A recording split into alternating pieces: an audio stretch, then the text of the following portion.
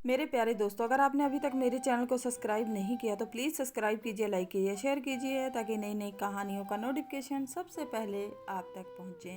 तो चलिए शुरू करते हैं आज की कहानी। आज होलिका दहन हो रहा था।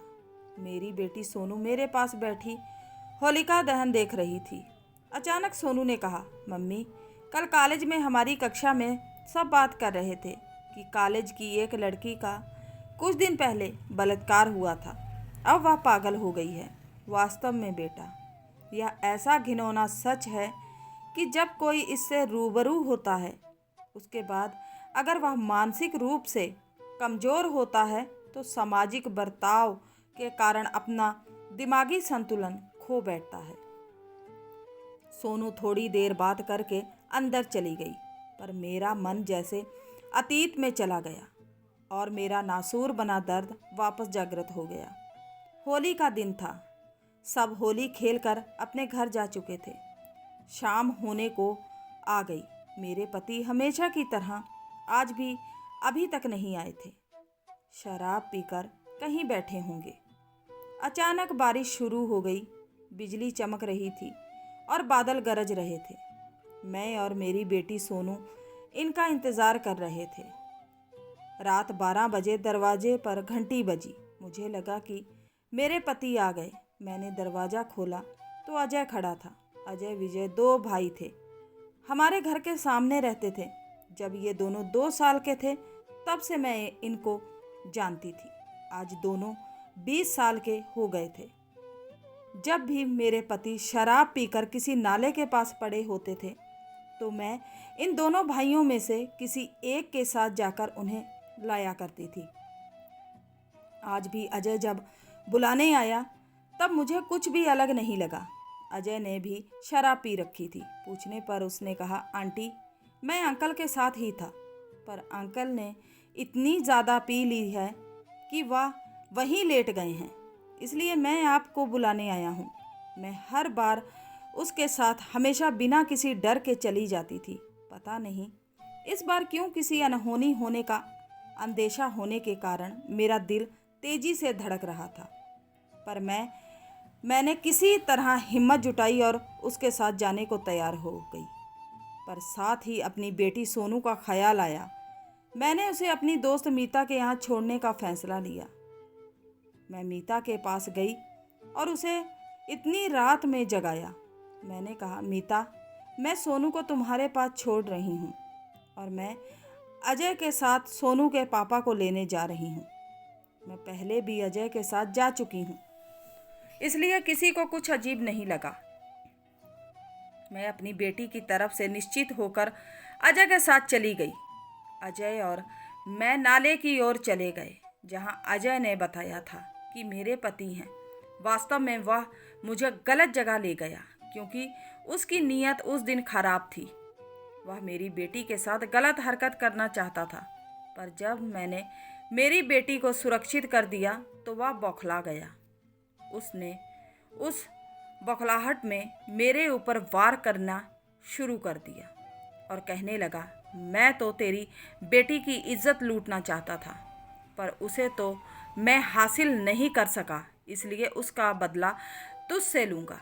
मैंने अपने आप को बचाने के लिए उसे खूब मारा, उसके बाल भी खींचे, पर आखिर में उसने मेरे सिर पर जोर से टॉर्च मार दी और मैं घायल हो गई। उसने धक्का मारकर मुझे नीचे गिरा दिया और अपना बदला ले लिया। मैंने अपने आप को उठाने की कोशिश की, तब तक वह वहाँ से भाग चुका था। मैं बदहवास सी घर आई। मेरे सिर से खून बह रहा था। पड़ोसियों ने मुझे अस्पताल में भर्ती करवाया। मैं अंदर से पूरी तरह टूट गई थी। अपनी इज्जत लूटने का गम, विश्वास टूटने का दुख मुझे सामान्य नहीं होने दे रहा था। मेरे पति का नशा जब उतरा और घर आकर उन्हें इस हादसे का पता चला तो उन्होंने पुलिस थाने में शिकायत दर्ज कराई।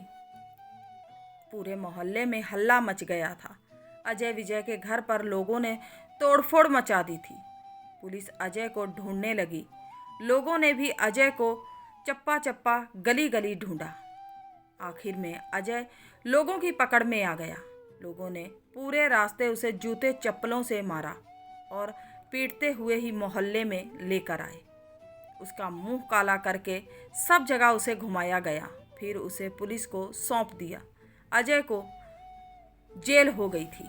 भले ही दुष्कर्म करने वाले को सजा मिल जाए, कभी कभी तो वह भी नहीं मिलती, पर इसका दर्द इतना गहरा होता है कि पीड़िता को उभरने में सालों लग जाते हैं। कभी कभी वो दर्द नासूर बन जाता है। इस घटना के बाद सोनू जब विद्यालय जाती, उस समय वह 10वीं कक्षा में पढ़ती थी। उपहास का पात्र बनती थी। ऐसा लगता था कि उसकी माँ ने गलती की है। वह घर आकर घंटों रोती थी। उसने विद्यालय जाने से मना कर दिया था। इधर मेरा मानसिक संतुलन भी हिल गया था। मुझे लोगों की नज़रों के तीर नस्तर की तरह चुभते थे। मेरे पति ने शराब को हाथ लगाना बंद कर दिया। वह पूरी तरह परिवार के लिए समर्पित हो गया। मुझे समझाते और कहते थे, इसमें तुम्हारा दोष नहीं है, अपराधी तो मैं हूँ, ना मैं शराब पीता ना यह सब होता। मेरे पति मेरा बहुत ध्यान रखते थे, पर मुझे सहानुभूति भी बहुत चुभती थी। अगर मेरे पति गलती से भी मुझ पर हाथ लगाते तो मैं पागलों की तरह चिल्लाने लगती। मेरे पति भी उस मोहल्ले में असहज महसूस करते थे। हमारे समाज की विडंबना यही है कि औरत का दोष नहीं हो तब भी अपराधी की दृष्टि से देखा जाता है। इन सब से बचने के लिए हमने स्थान परिवर्तन कर लिया ताकि सामाजिक ताने हमें आहत ना कर सकें। मैंने भी अपने आप को मानसिक रूप से सशक्त बनाने की पहल कर दी थी, जिससे हम सामान्य जीवन यापन कर सकें। तो उम्मीद करते हैं आज की कहानी अच्छी लगी होगी। अच्छी लगी है तो सपोर्ट कीजिए। मिलते हैं किसी नई कहानी के साथ। तब तक के लिए बाय।